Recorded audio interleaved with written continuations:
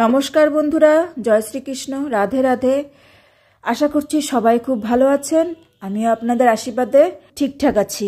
আজকে আমি কথা বলবো জবা গাছে মিলিবাগ থেকে আমরা কিভাবে মুক্তি পাবো বা জবা গাছে কিভাবে অনেক বেশি ফুল আনবো। যেমন জবা গাছে সব থেকে বেশি মিলিবাগের আক্রমণ হয় জবা গাছের ডাল দিয়ে কিংবা কুড়ির গা দিয়ে, দেখবেন সাদা সাদা চুনের মতো লেগে থাকে, তো সেগুলোই মিলিবাগ।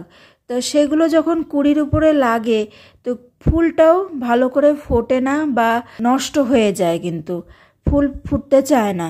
ওগুলো করে কি, ফুলের কুড়ির উপরে আক্রমণ করে বা জবা গাছের যে কোনো ডালের উপরে আক্রমণ করে ওরা সেই জায়গার থেকে রস চুষে খেয়ে ওরা বেঁচে থাকে।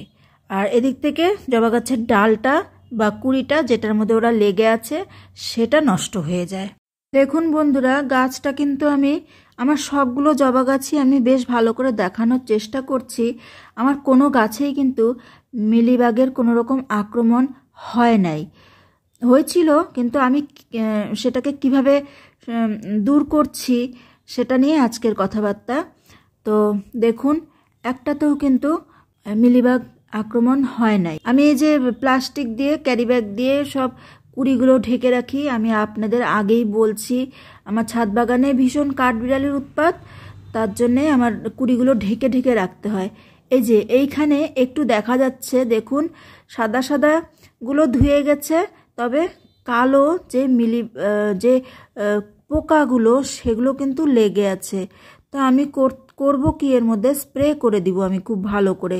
কি দিয়ে স্প্রে করব? আমার কাছে খৈনি পাতা ভেজানো বা তামাক পাতা ভেজানো জল আছে, সেটা দিয়ে আমি এই যে স্প্রে করে দিব।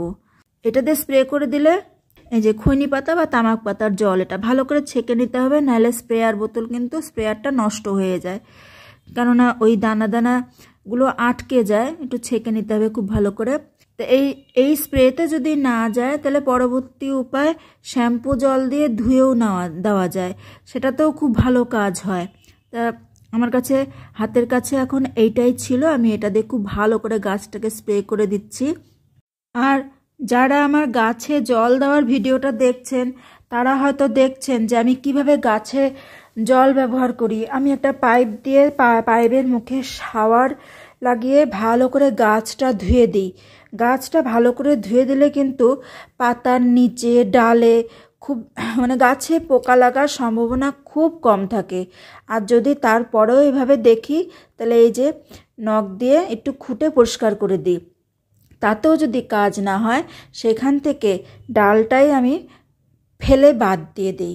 তাই করতে হবে। আপনাদেরও যদি গাছে এরকম ডালে সাদা চুনের মতো খুব বেশি আকারে মিলিবাগ লেগে যায়, কোনোভাবেই কাজ হচ্ছে না, তাহলে আপনারা সেখান থেকে ডালটা কাটিং করে দেবেন। কাটিং করে ওই মিলিবাগ লাগা জায়গাটা আপনারা কেটে বাদ দিয়ে ফেলে দেবেন।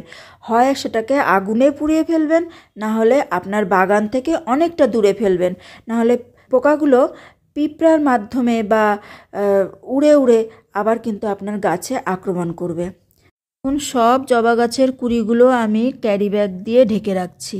উপায় নাই, করতেই হবে, তাহলে এই যে কুড়িগুলো দেখতে পাচ্ছি, একটাও ফুল দেখতে পারবো না, সব খেয়ে খেয়ে যাবে কাঠবিড়ালিতে। আর জবা গাছ যত বেশি কাটিং করব তত বেশি ডাল বেরোবে তার থেকে। একটা কাটিং করলে সেই কাটিং থেকে কিন্তু আরও 2-3টা ডাল বেরোয়। তো জবা গাছ কেন, যে কোনো গাছের ক্ষেত্রেই তাই। আমি যদি একটা ডাল একটু কাটিং করে দেই, তাহলে ঠিক ওই একটা ডালের আগার থেকে আরও 2-3টা কুশি বেরোবে, আরও বেশি ডাল তৈরি হবে। যত ডাল তত বেশি ফুল। এইভাবে জবা গাছ ঝাঁকড়া করা যায়। জবা গাছ কেন, যে কোনো গাছের কথাই বলছি, যে কোনো গাছ এইভাবে ঝাঁকড়া করা যায়, আর ফুলও অনেক বেশি পাওয়া যায়। তো আমি কি করি, প্রত্যেক দিন অন্তত একবার করে হলেও আমি আমার ছাদ বাগানে এসে একটু ঘুরে ঘুরে সবগুলো গাছকে খুব ভালো করে দেখি, নেড়ে চেড়ে একটু ভালো করে দেখি। আর যদি আমার তখনই চোখে পড়ে যায় কোনো মিলিবাগ আক্রমণ হচ্ছে, কোনো রকম পোকার আক্রমণ হচ্ছে, আমি তখন সাথে সাথে চেষ্টা করি হয় স্প্রে করে, না শাওয়ার করে ধুয়ে, যেভাবেই হোক আমি তখনই গাছটাকে পরিষ্কার করে দিই। পোকার আক্রমণ তাতে অনেক কম হয়। দেখুন আমার কিন্তু গাছগুলো সব ফ্রেশ। ওই এক জায়গায় একটু দেখালাম, তবে আশা করছি সেগুলো মরা, কেননা যদি তাজা থাকতো তাহলে সাদা সাদা থাকতো। আমি এর আগেও একবার স্প্রে করে গেছি, আজকে একবার আপনাদের সামনেও স্প্রে করে দিলাম।